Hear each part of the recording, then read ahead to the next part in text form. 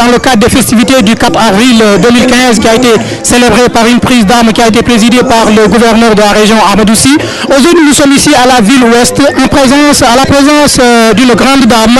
nommée Madame Diouf Seynabou, qui quand même est la présidente du conseil d'administration du petit train bleu. Donc Madame Djeguen, est-ce qu'aujourd'hui vous pouvez nous dire qu'est-ce qui justifie votre présence ici dans l'hôtel de ville de la Thiès-Ouest?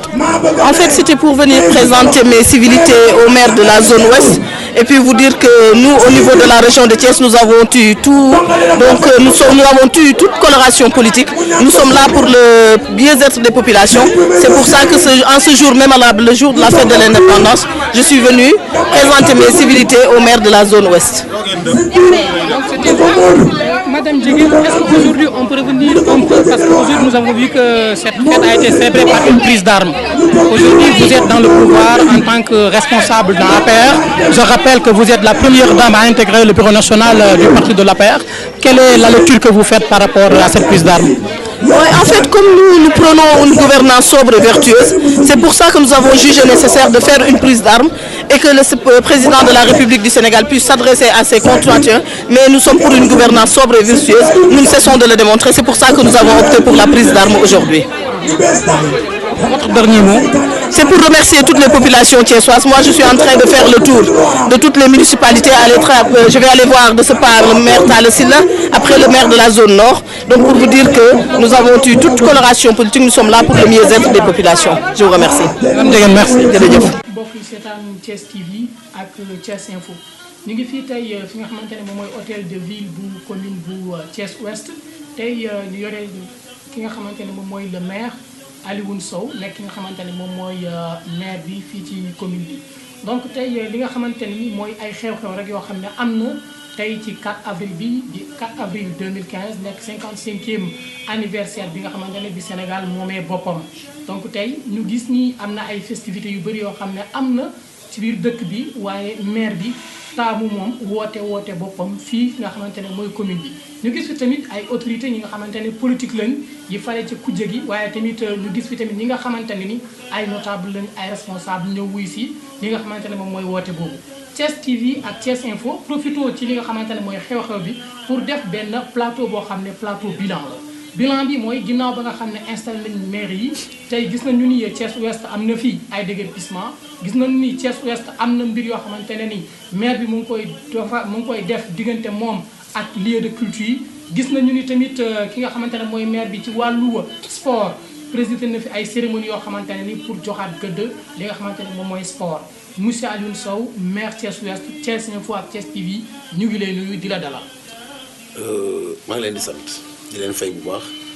di gërëm aussi waa Thiès Info ak Thiès TV comme ni nga ko waxee di leen gërëm ci liggéey bu rafet bi ngeen def di ci profit tamit di gërëm bépp Thiessois bu dëkk ci région bi bu dëkk ci ville bi mais particulièrement aussi bu dëkk ci commune Thiès Ouest di ci profito di nuyu waale kilifa yi fi nekk yëpp muy kilifa diine yi muy kilifa aada muy kilifa cosaan di ci profito tamit di remercier képp koo xam ne partenaire la bu commune Thiès Ouest aussi administré yi comme ni ñuy wax mooy population yi di gërëm aussi tout le conseil municipal nga xam ni depuis ñu toog feeg léegi di ci sàkkuwaale ñaan sax képp koo xam ne c'est Lamine barke am na barke parce que ni ñu tàmbalee man maire waxaguma ni population yi am nañ satisfaction mais man maire am naa satisfaction ci jàppale bi ñuy def pour que ñu fexe daal ñoŋal commune Thiès Ouest.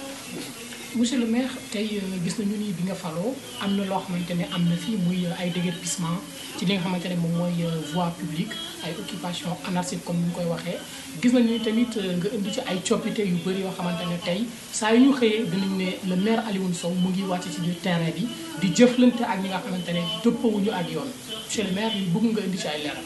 waaw d'abord damay profité ci occasion bi xëy na ci ñi may seetaan ñëpp ci li nga wax ci programme déguerpissement bi di jéggalu képp koo xamante ne kii jàpp nga ni yàqal nañ la dama jàpp ni man incompréhension la ndax yàq taxuñoo jóg te it du suñu cër dafa fekk ni bi ñuy toogee dañoo jàpp ni réew mi ñu nekk muy Sénégal amul moyen yi nga xam ne mën nañ développer politique yëpp ci politique yi mu yor muy compétence yi daf cee yor jël juróom-ñeent ni yéen collectivité locale yi nga xam ne yéen a yor administration bi gën a jege ci population yi juróom-ñeent yi kat cërale leen leen ko ngeen am ci dogal am ci taxawaay woo xam ni war naa mucc ayib ci yooyu bi ñu waxtaanee ma ne comme réew mi amul moyen yooyu ñun mënuñoo yor fukki dërëm wala téeméer ba koo tas ci pàcc bi dañu def fa leen ñu ne donc dinañ commencé li nga xam ni buñ ko mettre en kii liggéey ko fukki at ci kanam mën nañoo yaakaar jàpp ni commencé nañoo am dëkk bu émergent te ñun ma jàpp ni war nañoo tamit fexe ba suñu commune nekk commune phare maanaam tàmbali liggéey boo xam ni ay la yéwén ville bi région bi département bi ba ci état bi war nañ cee mën a jël exemple te ci yooyu ñu ne ñetti pàcc yi ma waxtaan ceeg bureau municipal ñu waxtaan ceeg conseil municipal ñu ne loolu lu mën a nekk la te ñetti pàcc yooyu jàpp nañ ni kii ci la bokk cadre de vie ak éducation ak santé ndax environnement bi ñu nekk bu dee environnement bu mucc ayib la bu sell ñu jàpp ni xale yi njàng mi ak lépp ak formation beeg lépp vraiment dem na ni mu war a demee ñu jàpp tamit ni santé bi wér-gi-yaram bi maanaam liñ ci jàpp am nañ ko ci ñu jàpp ni kon war nañoo mën a yaakaar ni dinañ dem ci dëkk boo xam ne dana sell ci loolu nag ñu tàmbalee ci déguerpissement bi parce que jàppoon nañ ni tey ay la yéwén mën ngaa moom sa atelier bëgg a liggéey mais sa atelier tamit ci ngay daan sa doole ci ngay yor sa njaboot naam kenn weddiwu ko mais it bu fekkee dafay def entrave maanaam yàq-yàq ci ñeneen ñi nga xamante ne ñi ñoom it ay utilisateur lañu ci mbedd yi wala ci barab yi nga xamante ne yow fa nga implanté wu benn nit mënta am dëgg ci kaw ñëpp bu fekkee ni yoon loolu la ci lañu waxtaan mébét dem ci ñoom ne leen nag nii ngeen toogee jàpp nañ ni baaxul jàpp nañu ni baaxul te suñu sañoon ngeen defal ndax yoon may na leen ngeen jaay da waa defe ne fii ngeen war a jaay yoon may na leen ngeen liggéey waa defe ne ci anam yi ngeen war a liggéey ñu waxtaan teeg nit ñi vraiment ñu rafetlu ko mais bañ leen wooyee waxtaan ñu ne ñu monsieur le maire ala yéen kat li nga wax dégg nañ te lu neex a dégg la ma ciy profité di gërëm ñëpp nag mécaniciens yi ne ci gaaru jeer bi borom atelier yi mais monsieur le maire délai bi la ñu jàpp ni dafa gàtt mais tamit li ñu wax dëgg la parce que atelier bu am fukki at ak juróom ci benn mbedd wala ñaar fukki at wala sax avant ngay juddu mënoo xëy rek déjj di ko ci benn weer ñu ñaan danañ ko def délai sàngam ma ànd ak préfet ñu def tout waxtaan ñenn ñi ñaan ñu 45 jours ñu max doon délai 45 jours 45 jours la tombé une semaine avant tabaski bi ñu leen ko mayee ñu ñëwaat nañu kat dem avant tabaski day yàq liggéey bi te xam nga ne heure bii ci lay am affluence bi ñu ci d'accord ñu ne ñu may ñu une semaine après tabaski ñu dem def ma prolongement une semaine après tabaski am na ñoo xam ne avant date bay jot dem nañu am na ñoo xam ne it vraiment ci date bi ñu ngi doon góorgóorlu dem ñu ngi leen di jàppale it ci dem bi ndànk-ndànk ba wax dëgg yàlla ñu def déguerpissement boo xam ne benn alkaati topp ñu parce que population yi xam nañ li ñuy namm ñu ànd ci loolu mooy li nga xam ne jàpp nañu ci cadre parce que ici même bu fekkoon dara la dafa jaaduwul man ma yor sama atelier nekk ci benn koñ di utiliser gaz boo xam ne day asphyxier xale yu koñ bi wala di liggéey heure boo xamante ne bi tey xale bu jàngi ba wàcc du mën a jàng leçon am wala tey nit ku dem ba retraité wala ku feebar nekk ci kër ngay kan say machine di def lu la neex wala yor machine bi loolu vraiment ñu jàpp ni ay pollution sonore ay pollution atmosphérique yooyu yëpp jàpp nañu du lu war a mën a nekk te moment bi ñu nekk ci air bi ñu nekk lu ñu war a changer la ñu d'accord ci ñu waxtaanee ak ñoom ñu entamé programme bi vraiment di ko def loolu nag moo doon phase bi nga xam ne jàpp nañ c'était pour faire le grand projet du déguerpissement mooy li nga xamante ne lii matériel lourd la ñu utiliser mais néanmoins ba tey mu ngi continuer ñu ngi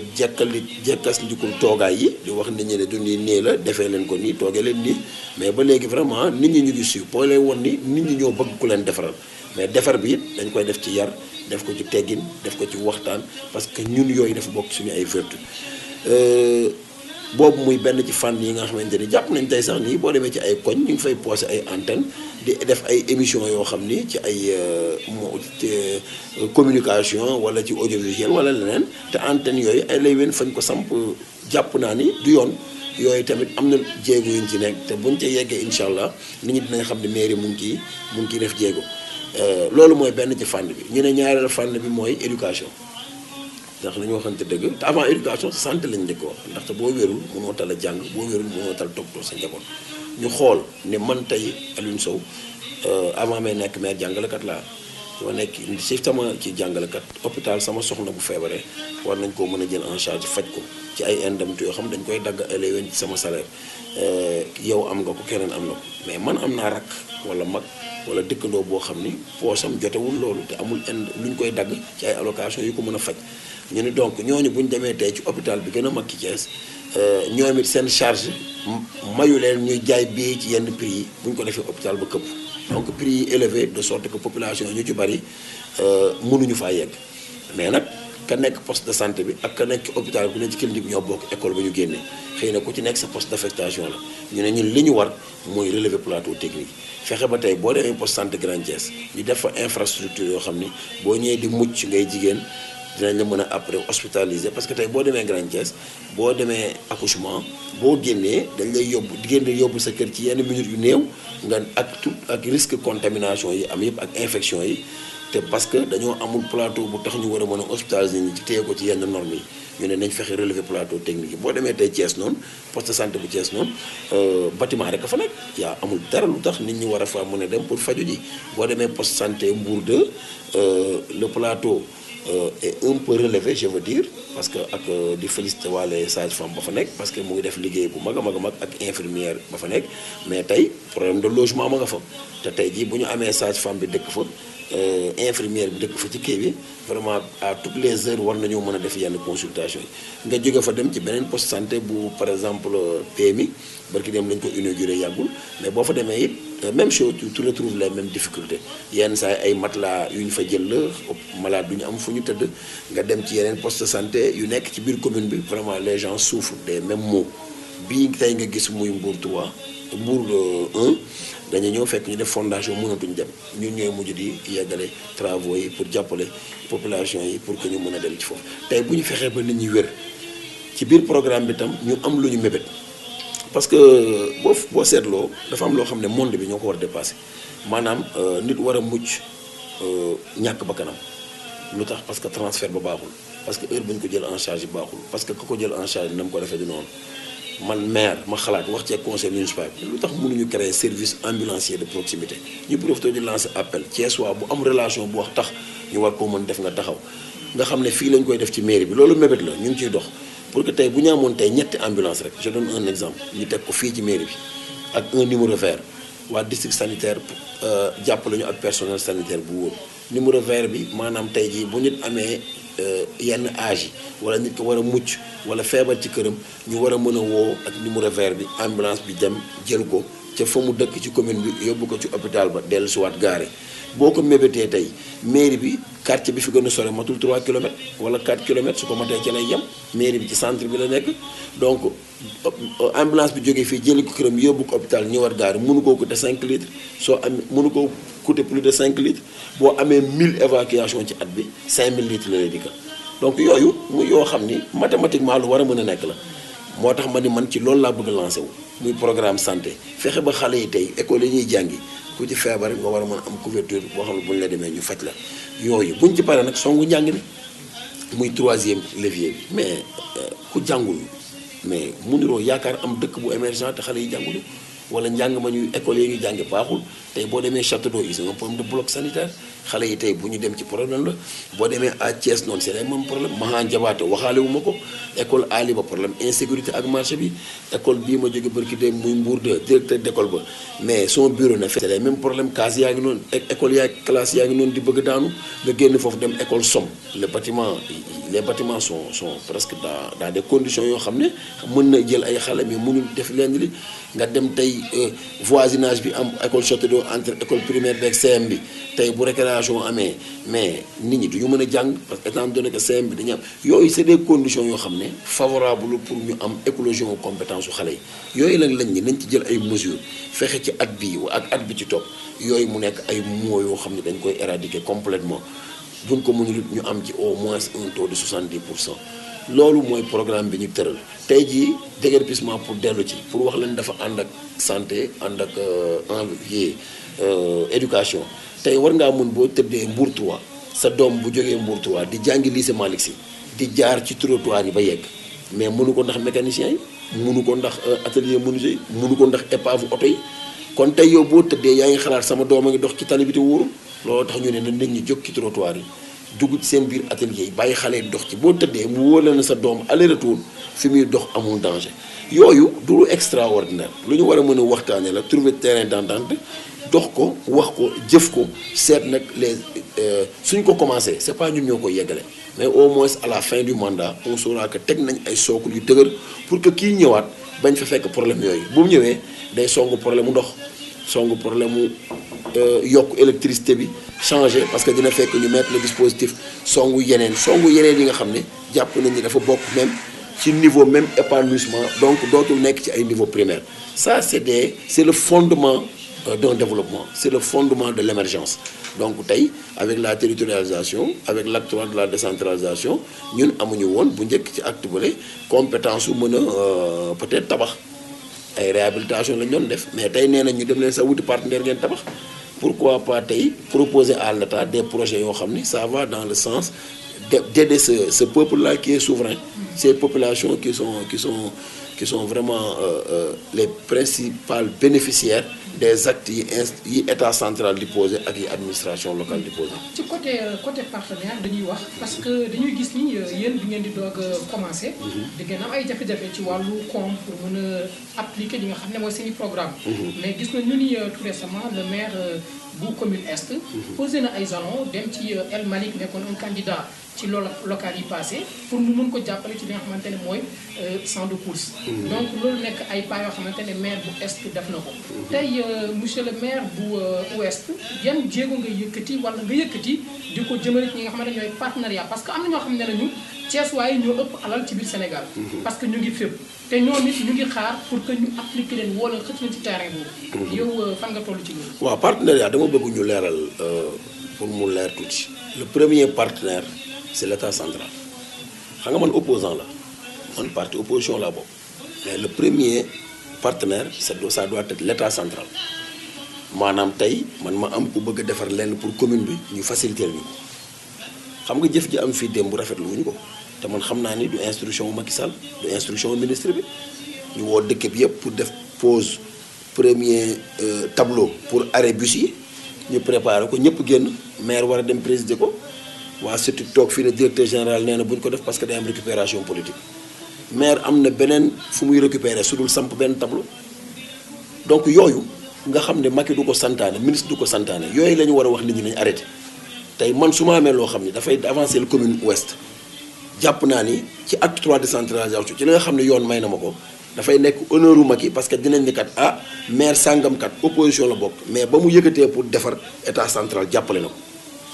mais du ay nit ñoo xam ni amuñu benn pouvoir décisionnaire amuñu ko parce que directeur général société la ngay def bu ko ministre yégee du antu les journalistes ñëw ñëpp ñëw ñu toroxal leen loolu du ay actes yu rafet te yooyu la ñu war a fexe Macky Sall yëg ko keneen yëg ko Thiès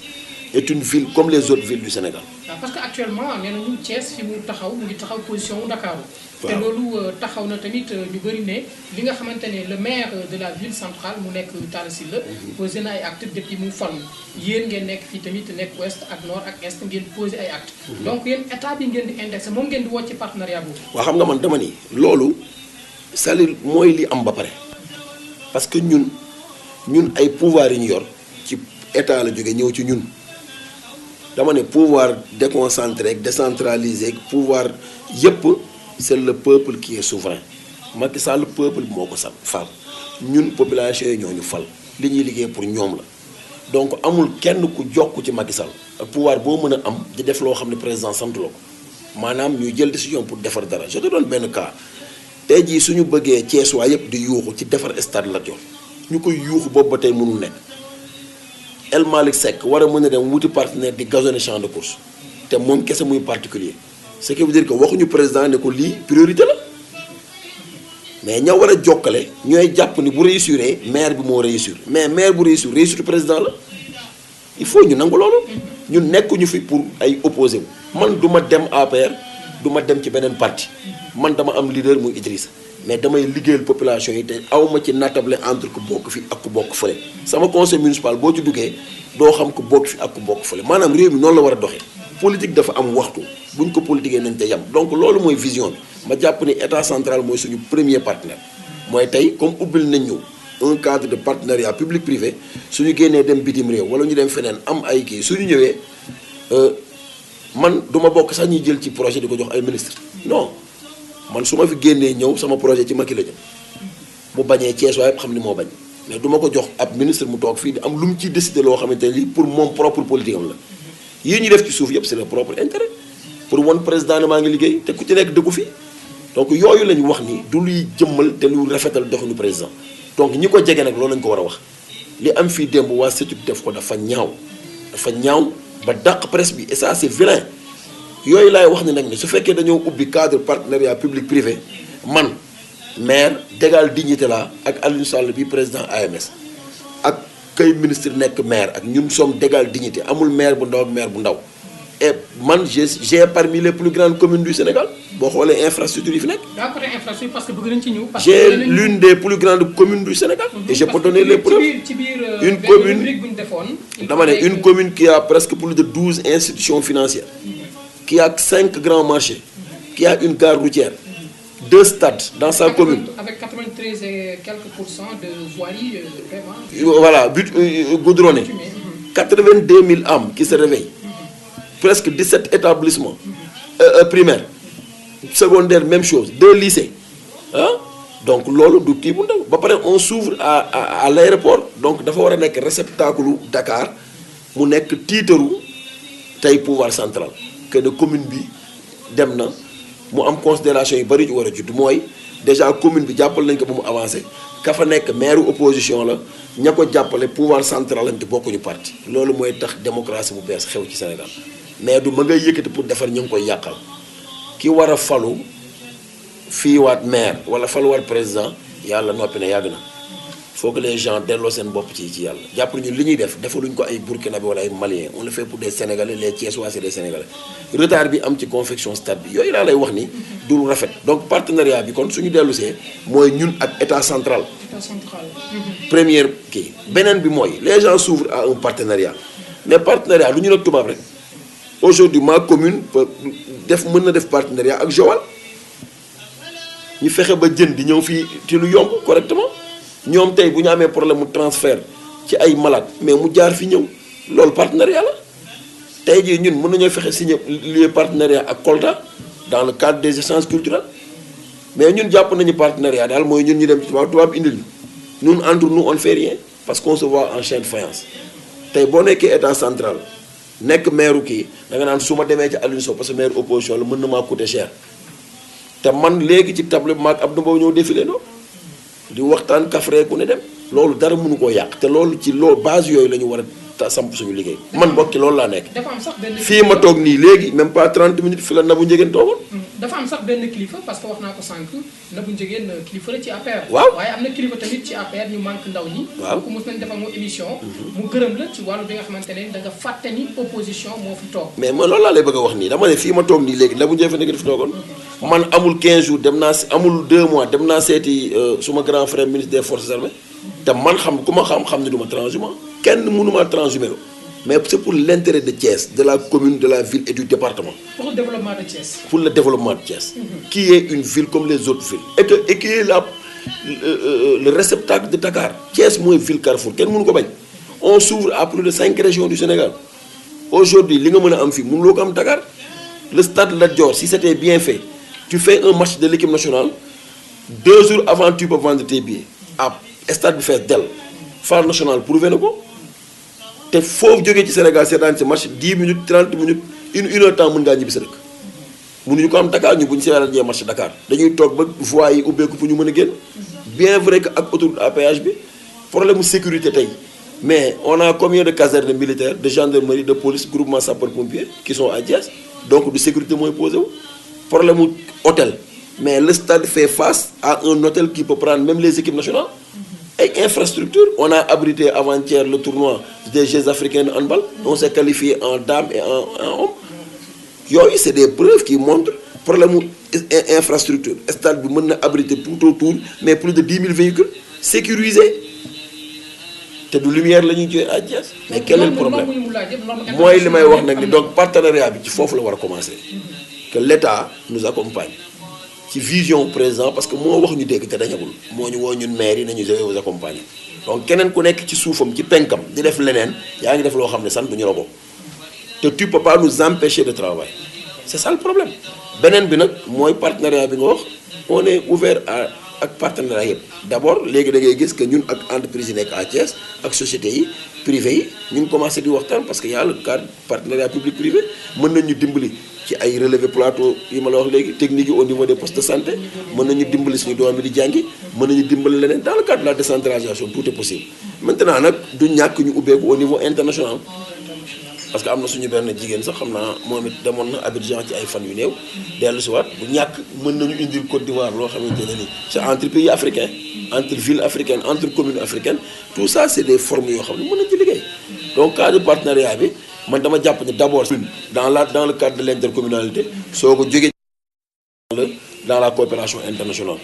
et sans aussi avoir des œillères sur des pays qu'on peut s'ouvrir du monde arabe comme de l'Europe comme des pays asiatiques mais l'essentiel est que ci li ñuy ubbi coopération bi mu nekk loo xam ne c'est pour l'intérêt des populations de Thiès voilà. Monsieur le maire dañuy dellu tuuti ñëw ci lieu de culture parce que gis nañu jamono ji weesu dajale woon woote woon nga benn woote boobu dañ bëgg nga ñëw ci ak lieu de culture parce que am ñu bëri ñu ngi suble ni Aliou Sow mu ngi fépp loolu lañ bëgg nga ñëw ci tuuti ci ay leeral. waaw mais xam nga lieu de culture moom man bu ma ci defee dama cee war def étant maire d'abord ñaareel bi tamit ku rey amuñu koy waxetee sax ku rey moom deej am na nit gars yi di waxee man ndongo daara la ma jàng ci daara laa def fukki at samay njaboot yëpp ko bañ koo yëpp neex lañ bañ a neex may ànd ak ay taalibe mu jigi ñu wutaloon ma tur sax may ànd ak ñoom di yelwaani fukki at di ko def fii jàkkee Tukulóor nekk doomu daara ba pare fes ci di wane ne man ci daara laa jóge ci daara laa bokk daara nag boo ko waxee rek tu parles d'éducation te suñu wax éducation mooy ñu fexe de sorte que tey jii li nga xam ne yoon la pour ñu éduquer ñu jaar ci tey jii lieu de culture yi maanaam boo demee sax ci mosquée église ak lu mu mën a doon dara gënut a neex nga jaare ci pour yar say doom benn ñaareel ba c'est des lieux yoo xam ne jël ay nit dañ fay daje mbooloo mu xaw a takku ñu war cee jël yenn matuwaay mais man li tax bëgguma woon ñu communiquer ci dama ragal ñu koy politiquer te def ci jàkka wala def ci église du moyen politique man du ma ko def moo tax bañ ciy def dama ne leen def leen ko dans la plus grande sobriété bu ko kenn yëg ngeen dem mais tey jii dugg naa ci ay jàkk yóbbu nañ fa ay ciment yóbbu fa nañ fa ay suuf église yi ñu ngi ciy jàpp am na ci tamit ay jàkk yu ma julli jee parce que man damay def chaque àjjuma ma dem ci benn juma ci commune bi jullee fa su ma génnee waxtaan ak ñoom seet la fa manqué la ñu ca man ñu def ko ci parce que dafa bokk ci li ñu war def commission religieuse mais bañ ci commencé ak léegi alhamdulilah ñu ngi sant suñu imam yi parce que tegaguñ ñu lu ñu mënul ñaare ba ñu ñuy accompagner ak évêques yi fi nekk ñëpp vraiment macha allah daal am nañ kii et puis c'est des gens qui sont très éveillés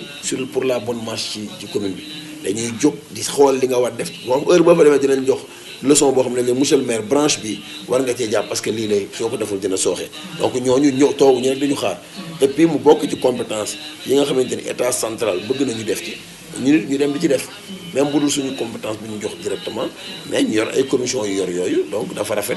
suñu dee jot ñu dem ci mais daal damay éviter def communication bu rëy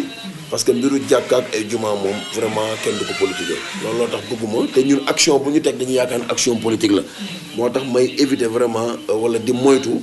ñu ñuy dugal ci yooyu mais daal teg nañ ci bët cimetière itam am nañ ci xalaat ak yeneen lépp loo xamante ni rek ay doomu aadama dañ koy jëfandikoo vraiment ñu fexe ci taxaw bu monsieur le maire léegi dañuy ñëw ci li nga xam ne mooy 4 avril 2015 nekk premier défilé bi nga xamante ne yéen fekk na leen ngeen nekk ay maire ngeen toog fii gis tamit li nga xamante ne mooy gouverneur présidé ko ànd ak le préfet Alioune Badara Samb ngeen ànd ci ak tous les maires yi nekk ci commune bi tamit ak ay responsables nga xam ne bàyyi ko nañ ci état bi ñëw ay député ak ñeneen yéen ci biir woote boobu ngeen woote waat beneen woote maanaam daje fii ci hôtel communautaire bu commune Thiès Ouest ci woote boobu ci ndaje bi tey moom lañ bëgg nga yaatal ci tuuti. waaw d'abord indépendance moom mën nañu ko tekki ci ñaari fan mooy indépendance moom bu dee bu yàlla moom ñëpp dañoo judd indépendant mais ci peut-être histoire ak colonisation ñu jàpp ni coloniser woon nañ ñu mais moom nañ suñu bopp ñu jàpp ne moom nañ suñu bopp léegi man ci li ma ci mën a jàpp daal mooy képp ku wax indépendance dafa am nuñ ko dàkkantele maanaam nee nañ c'est la fête de l'armée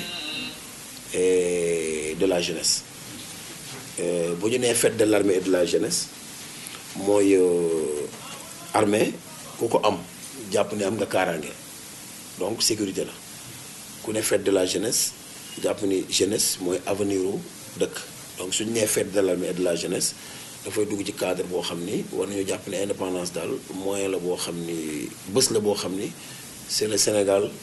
debout comme un seul homme ñooy féete loo xam ni suñu ay vaillant papa ay maam ñoo demoon xeexi ko ba tey ñu jot suñu indépendance muy les anciens combattants ñuy profité di leen sargal di wax ni kon fête bu mel nii bu ñu ko yëkkatee comme ni ñëpp duggee ci kër yi tabaski